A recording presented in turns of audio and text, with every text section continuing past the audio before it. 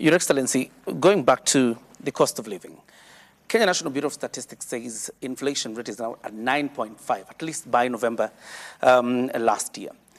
When you come into office, the first thing you do is to remove subsidy on the likes of unga. Now, the big question is, as you run the program on subsidizing the cost of production, is government saying it was unable to also run the program on subsidizing unga so much that you remove the pinch on Kenyans who are feeling the pain as they go to the supermarkets to buy unga? John, do you know how much those subsidies were costing us? It was costing us 16 billion shillings every year to subsidize fuel. It was costing us 3 billion shillings every did I say every year? Every month. Every month. It was costing us 8 billion shillings every month to subsidize unga.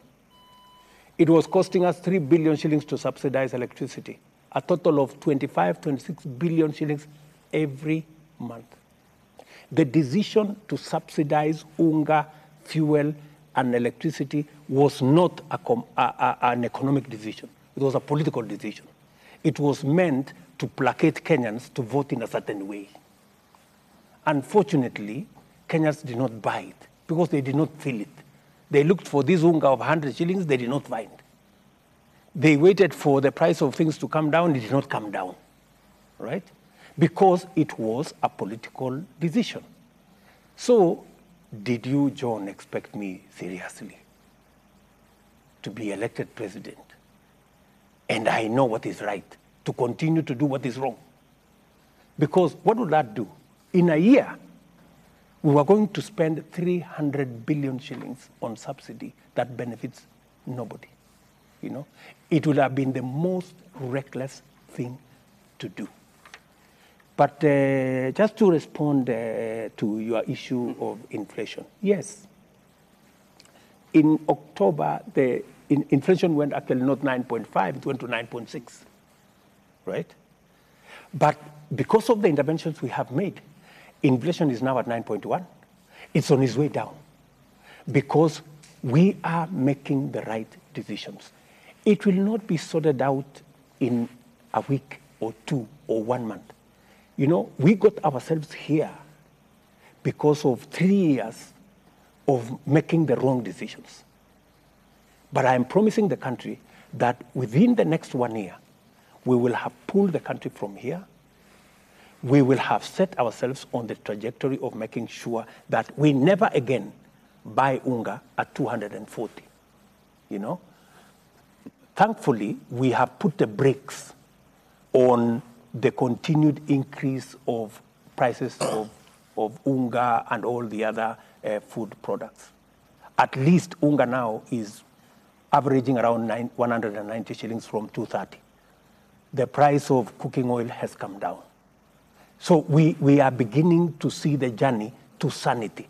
And it is my intention, not just to promote the production we are doing at the moment, but also to make sure that the gap that exists between what the farmers are producing and before the next harvest is that we're going to import maize and some foodstuffs, about 10 million bags between the month of February and June, to make sure that we keep the tabs on the prices of basic food commodities not going up.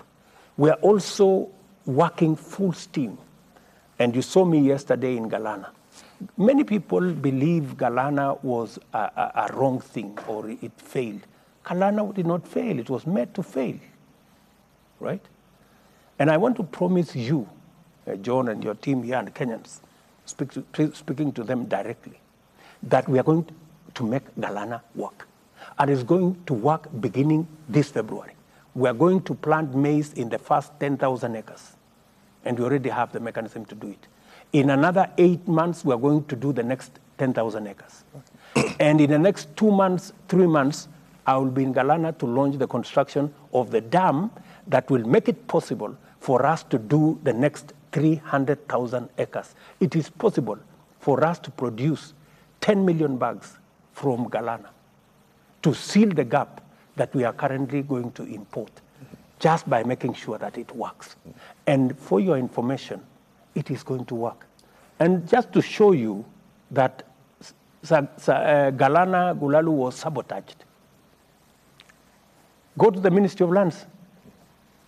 The fellows who sabotaged it had actually subdivided it into little pieces of land. Mr. President, Mr. President, Mr. President, just 4 acres. Just for clarity. I don't know what, you know.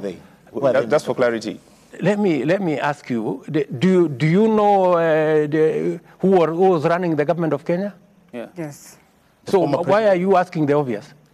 We don't know. You're the president. You should tell us. And the who vice you are, president. and you were the deputy president. But you are Kenyans. Yes. You know, when I was shown the door and I was operating from the streets as deputy president, there were people who were running this administration. Mm-hmm. So you said, unfortunately, but for the good news for the people of Kenya, it will not happen. I have cancelled the parceling of that land. I have stopped it, and it will not happen because subdividing Galana into 2 acres, 3 acres is actually going to send people there who are going to require food relief to even live there. When we can actually, let me ask you, good people, Galana can feed 3-4 million Kenyans.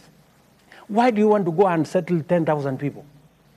How will, even if you do maths upside down, how does 4 million people compare with 10,000? Mr. President, this question obviously asks you, and you've consistently said the subsidies were there, to quote you, to line the pockets of a few people. I think it is bestowed on you and to Kenyans to draw a line and say, who are these few people? You said 300 billion a year, for instance, for the last 3 years. That's 900 billion. Is there responsibility? So what are you saying? I didn't understand. Is there responsibility? Are those people who you're blaming them, are they going to take responsibility? The subsidies did not take 3 years.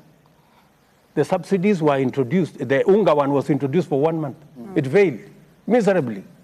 So how much money did we lose? Yeah, we didn't lose. We paid people 8 billion shillings, but I don't know. They are saying they supplied the maize, but nobody saw the 100 shilling maize, right?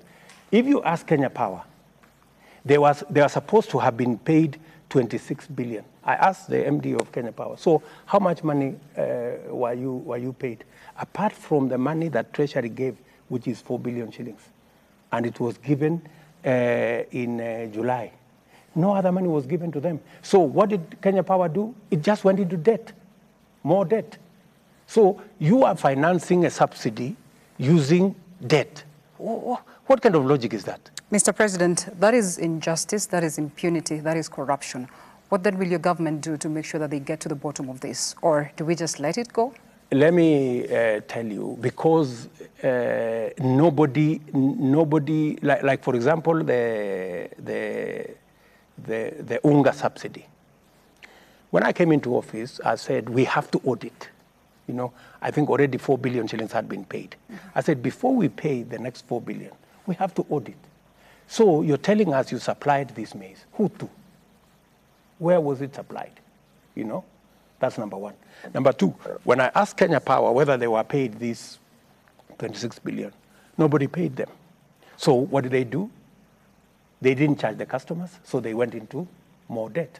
That's why today I have to look for money to get Kenya Power out of the mess that was that they were put in by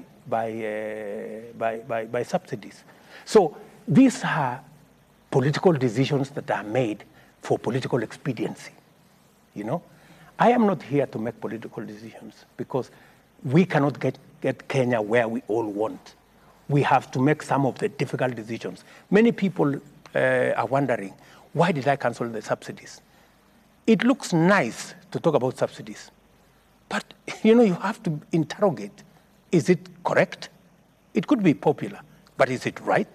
It is not right. Mr. President, what do you tell a Kenyan who is watching you tonight, feeling the pinch of that pain, and knowing that there was subsidy before, and they cannot afford that unga now? What do you tell them? How long do they have to wait?